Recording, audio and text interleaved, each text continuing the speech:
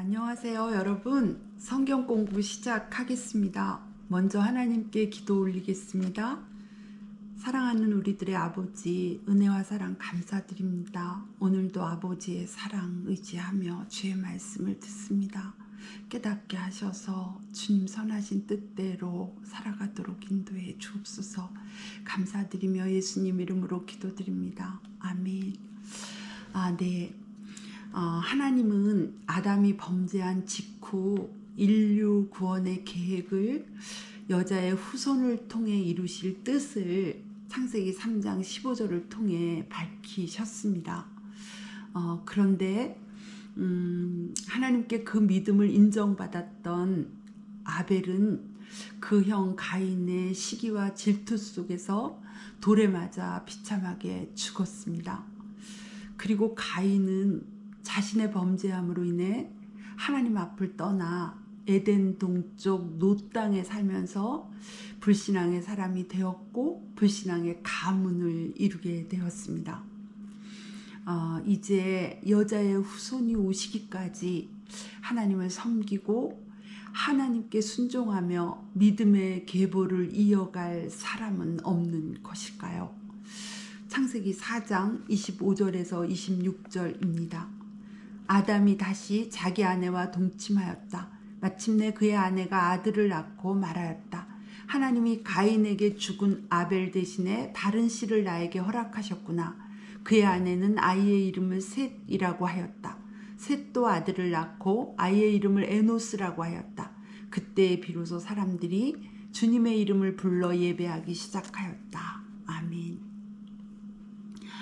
창세기 4장은 하나님께서 친히 아담과 하와에게 다시 믿음의 가문을 이어갈 믿음의 사람 셋을 주시고 셋으로부터 하나님께 예배를 드리는 일이 시작되었음을 알리면서 그 끝을 맺고 있습니다. 그리고 이어지는 창세기 5장 전체는 아담으로부터 노아에 이르기까지 아담의 가문, 셋의 가문을 소개하고 있습니다. 아담은 셋을 낳고 셋은 에노스를 낳고 에노스는 게난을 낳고 게난은 마할랄레를 낳고 마할랄레는 야렛을 낳고 야렛은 에녹을 낳고 에녹은 무드셀라를 낳고 무드셀라는 라멕을 낳고 라멕은 노아를 낳고 노아는 셈과 함과 야벳을 낳았다. 네, 창세기 5장에서 소개하고 있는 사람들의 이름만 제가 말씀드렸습니다만 창세기 5장은 이들의 이름뿐만 아니라 이들이 출산한 나이 또 죽음을 맞이하게 된 나이까지도 말씀하고 있습니다. 뿐만 아니라 기록된 사람들 이외에도 많은 자녀들을 낳았다는 사실도 전하고 있습니다. 그런데 성경은 왜 이 사람들의 이름만을 기록하고 있는 것일까요? 성경은 왜 이름이 기록되지 않은 많은 자녀들과 별달리 특별한 일이 없는 이 사람들의 이름을 굳이 선택해서 기록하고 있는 것일까요? 그것은 이 사람들을 통해 이 가문을 통해 예수 그리스도를 보내실 하나님의 계획 때문이었다는 사실입니다. 저는 몇 년 전에 창세기 5장을 읽다가 깊은 은혜를 경험한 적이 있습니다. 창세기 5장 족보 이야기에서 예수님을 만났기 때문입니다. 성경은 나에 관한 증언이라신 예수님의 말씀 그대로 창세기 5장의 족보 이야기는 예수님을 증언하고 있었습니다. 성경은 사람들을 구원하기 위해 기록된 하나님의 말씀입니다. 역사적인 사실을 기록해 두려는 목적을 가진 역사책이 아니라는 사실입니다. 그러므로 성경은 역사적인 사실 중에서 사람들의 구원을 위해 필요한 사건들이나 상황들, 사람들에 관해서 기록되어 있습니다. 성경은 그렇게 범죄한 사람들을 구원해 내시려는 하나님의 열심으로 사람들의 구원을 위해 필요한 상황들이나 사건들, 사람들, 역사들이 선택적으로 기록된 하나님의 말씀입니다. 성경에서 종종 언급되는 족보 이야기도 마찬가지입니다. 우리 구원을 위해 기록이 필요한 족보를 성경은 선택적으로 기록하고 있습니다. 창세기 4장에 나오는 가인의 족보로부터 성경 곳곳에서 부분적으로 언급되고 있는 족보 이야기가 모두 그렇습니다. 그러나 여기 창세기 5장에서 시작되는 이 한 가문은 여기서 시작하여 구약 성경 전체에 걸쳐 부분적으로 기록되는 것이 아니라 모든 세대에 걸쳐 이 가문을 잇는 사람의 이름을 한 세대도 빠짐없이, 한 사람도 빠짐없이 모두 기록하고 있습니다. 그것은 예수 그리스도를 통해 만민을 구원하시려는 하나님의 열심 때문입니다.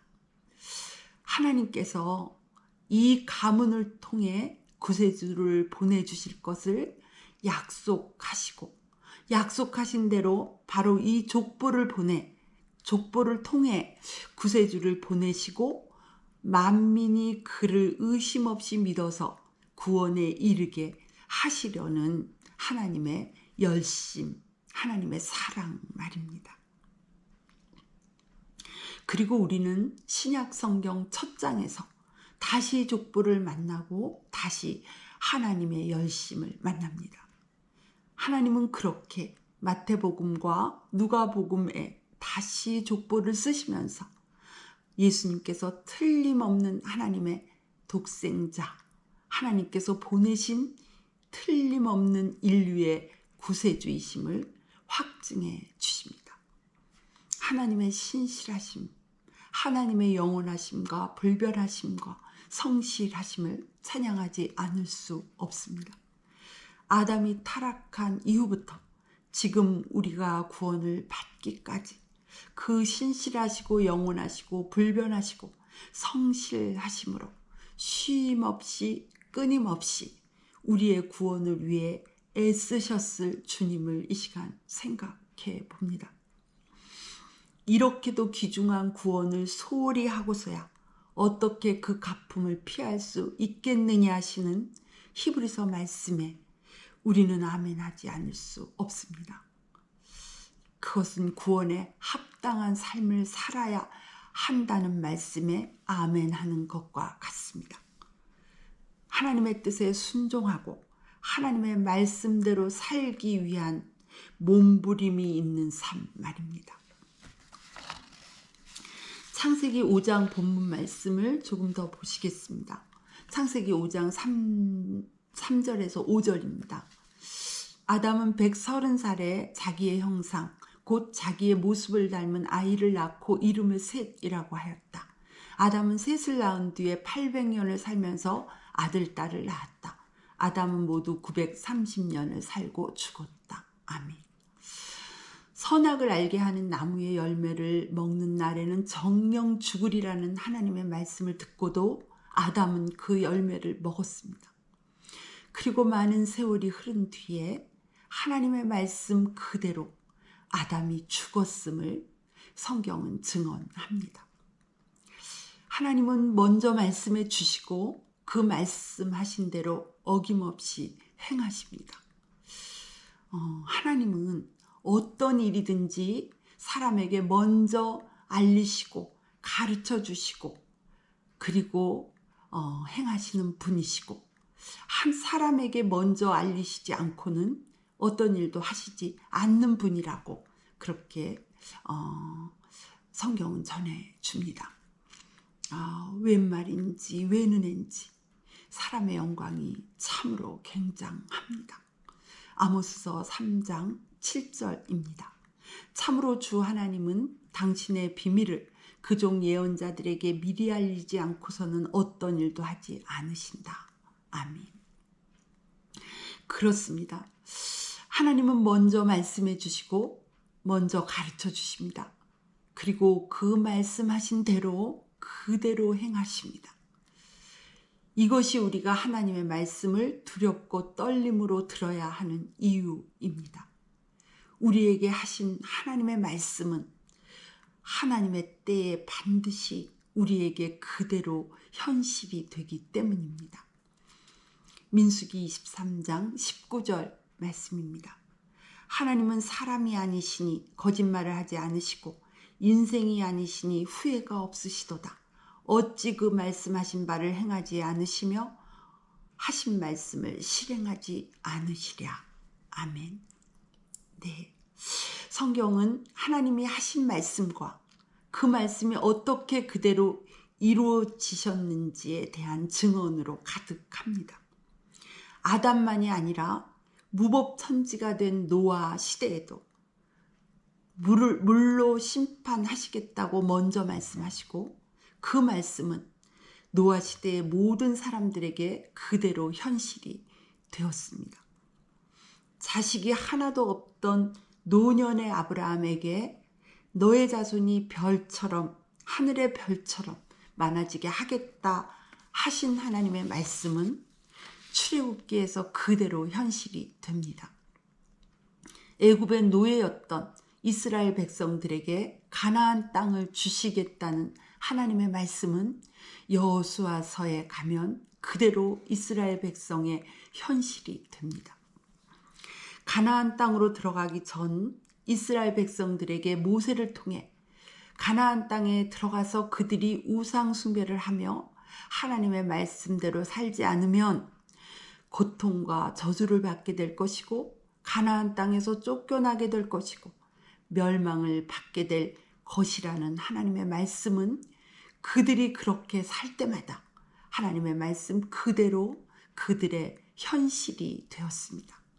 사사기, 열왕기 상하, 역대 상하, 예레미야, 에스겔, 느헤미야, 에스라, 다니엘 등등 성경 곳곳은 이 사실을 증언하고 있습니다.